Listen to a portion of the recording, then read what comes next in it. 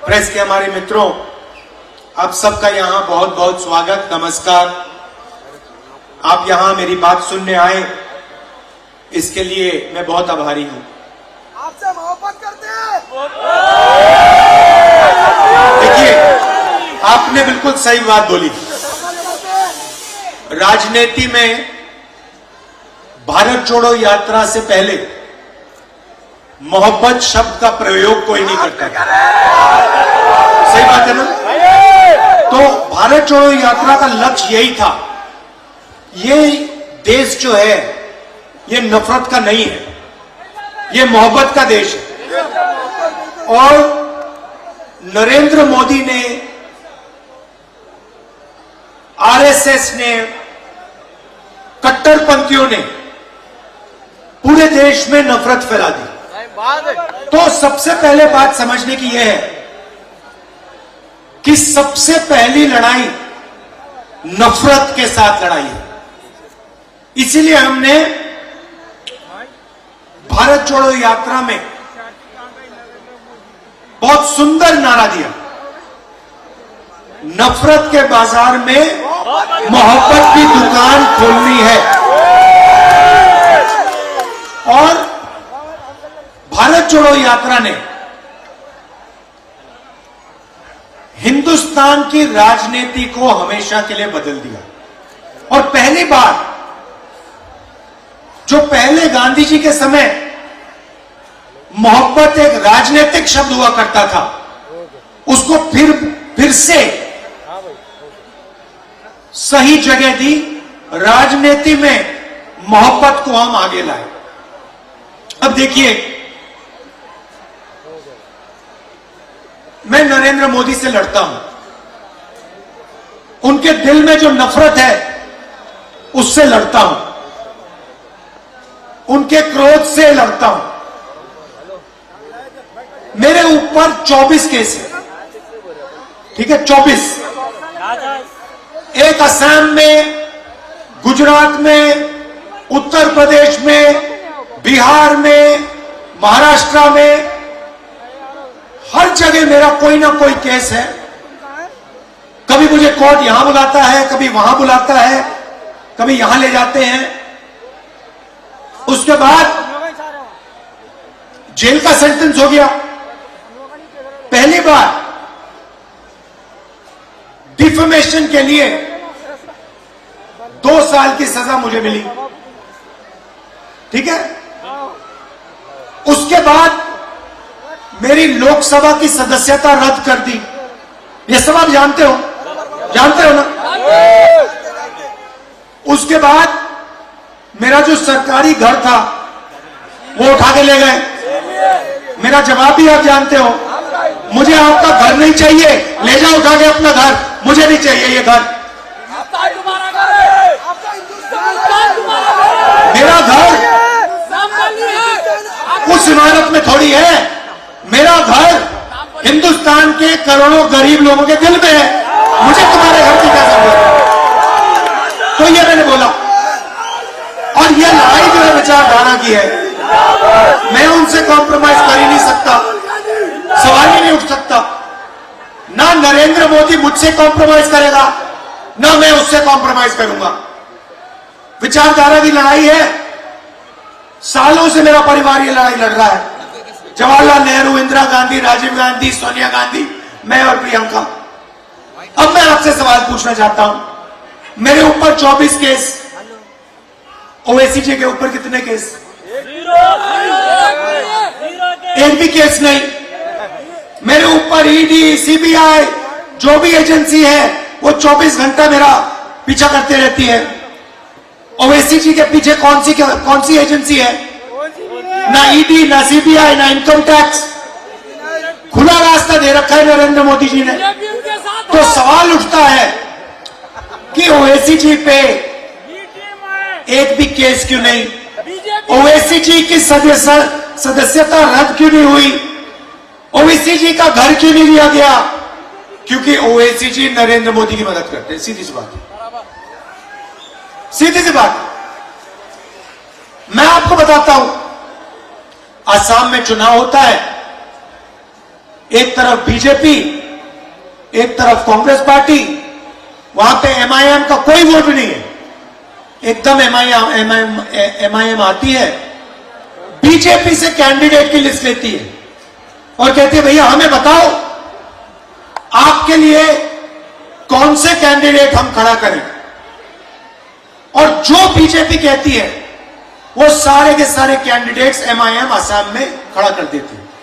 महाराष्ट्र में, असम में, राजस्थान में, मध्य प्रदेश में, छत्तीसगढ़ में, गोवा में, जहां भी ये कांग्रेस पार्टी को डैमेज करने का काम कर सकते हैं और बीजेपी की मदद करने का काम कर सकते हैं, ये हाजिर हो जाते हैं, खड़े हो जाते हैं वहां पे सामने, ऐसे सैल्यूट करते हैं, कहते हैं मोदी जी हमें बताइए कौन से कैंडिडेट देने, हम देते हैं, आपकी मदद करते हैं। तो ये लड़ाई हो रही है। देखिए मेरे दो लक्ष्य हैं। सबसे पहला लक्ष्य, बड़ा लक्ष्य जो मैंने आपको पहले कह दिया, मोहब्बत का देश है, देश में नफरत को मिटाने का मेरा पहला लक्ष्य है। राहुल गांधी अब वो काम पूरा करने के लिए, राहुल गांधी नरेंद्र मोदी को दिल्ली में हराना होगा। उसके बिना यह काम नहीं किया जा सकता। और अगर हमें नरेंद्र मोदी को दिल्ली में हराना है तो तेलंगाना में केसीआर को पहले हराना होगा। भाइयों और बहनों, ये एक ही टीम है, ये 2-3 टीम नहीं है। यहां पे बीआरएस, बीजेपी और एमआईएम एक तीनों मिलकर काम करते हैं, तीनों मिलकर काम करते हैं। मुझे बता दो आपके चीफ मिनिस्टर पे कौन से केस हैं? सीबीआई है उनके पीछे, ईडी उनके पीछे, इनकम टैक्स डिपार्टमेंट उनके पीछे नहीं। सबसे भ्रष्ट सरकार चलाते हैं, मगर ना एमआईएम के पीछे, ना चीफ मिनिस्टर के पीछे कोई ईडी, कोई सीबीआई, कोई इनकम टैक्स डिपार्टमेंट नहीं। मुझे बताओ चीफ मिनिस्टर का घर छीना इन्होंने, नरेंद्र मोदी ने, उनकी सदस्यता रद्द की, चीफ मिनिस्ट्री से हटाया? नहीं, बिल्कुल नहीं। लोकसभा में जाओ, 24 घंटा बीआरएस के लोग नरेंद्र मोदी की मदद करते हैं। जीएसटी में मदद की, नोटबंदी में मदद की, किसान बिल में मदद की, जमीन अधिग्रहण बिल में मदद की। ड्रामा चल रहा है। बीजेपी उनकी यहां मदद करती है, ये उनकी वहां मदद करते हैं, और एमआईएम जहां भी बीजेपी उनकी मदद करती है। इसीलिए तेलंगाना में कांग्रेस पार्टी को जिताना है, भारी बहुमत से जिताना है, और उसके बाद तेलंगाना के बाद दिल्ली में चुनाव है, दिल्ली में नरेंद्र मोदी को हराना है। ये दो लक्ष्य है। अब तेलंगाना में आपके चीफ मिनिस्टर ने दोराला सरकार चला रखी है। हम प्रजाला सरकार चाहते हैं। दोराला सरकार मतलब चुने हुए लोगों को पूरा का पूरा फायदा देना।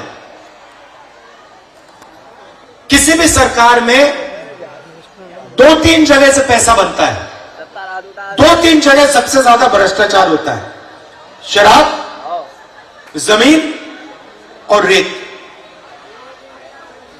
तीनों मिनिस्ट्रियां केसीआर ने अपने रिश्तेदारों को दे रखी है।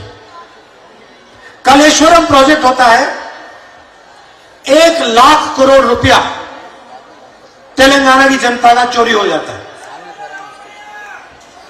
प्रोजेक्ट को बदल देते हैं,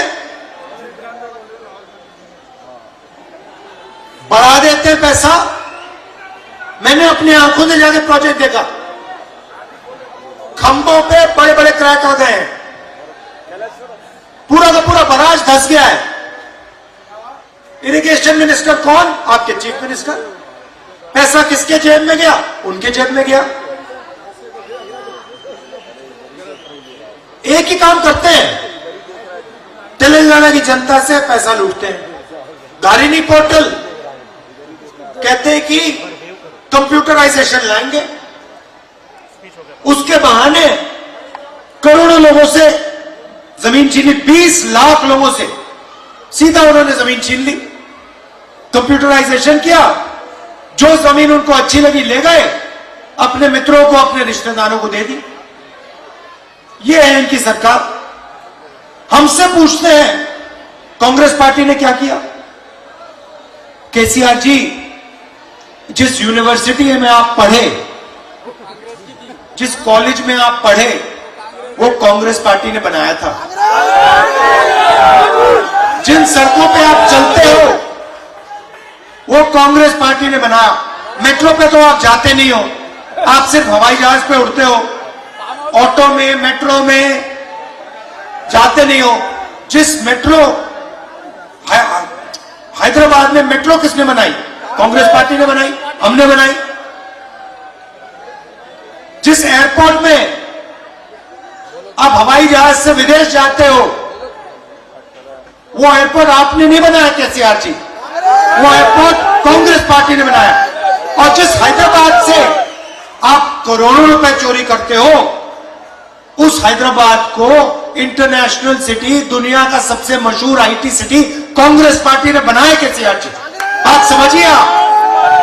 अब आपका टाइम खत्म हो गया यहां पे, अब बाय बाय केसीआर का टाइम आ गया। कुछ ही दिन में केसीआर जी की यहां पे बाय बाय हो जाएगी। और हमने 6 गारंटी दी है। दोराला सरकार को प्रजाला सरकार में बदलने वाली गारंटी। सबसे पहले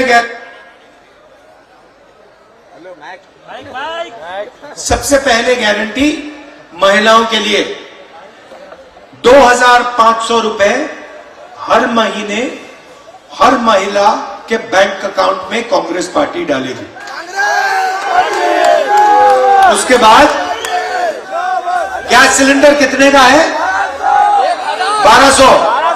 500 रुपए का आपका गैस सिलेंडर हो जाएगा। और महिलाओं को पूरे तेलंगाना में बस टिकट के लिए 1 पैसा नहीं देना पड़ेगा, फ्री में आप बस में पूरी तेलंगाना में घूमेंगे। ये पहला काम। दूसरा काम, रायता भरोसा स्कीम। 12,000 रुपए प्रति एकड़ हर किसान को, 15,000 रुपए प्रति एकड़ हर किसान को, 12,000 रुपए हर मजदूर को कांग्रेस पार्टी की सरकार सीधा बैंक अकाउंट में पैसा डालेगी। मुफ्त में किसानों को बिजली और 24 घंटे बिजली। तीसरा वायदा, इंदिरा अम्मा इंड्लू स्कीम। तेलंगाना में बहुत सारे लोग हैं जिनके पास घर नहीं है। बात तो सही है। आपके चीफ मिनिस्टर ने उनकी जमीन छीनी, उनका घर नहीं बनाया, झूठे वायदे किए। जिनके पास घर नहीं है, उन सबको कांग्रेस पार्टी घर बनाने के लिए 5 लाख रुपए देगी। गृह ज्योति स्कीम में 200 यूनिट फ्री बिजली के, 24 घंटा बिजली। युवा विकासम स्कीम में हर मंडल में Telangana international school, private school से अच्छा सरकारी स्कूल, जिसमें हम हाई क्वालिटी की अंग्रेजी सिखाएंगे। तेलंगाना के हर बच्चे को हम इंग्लिश सिखा देंगे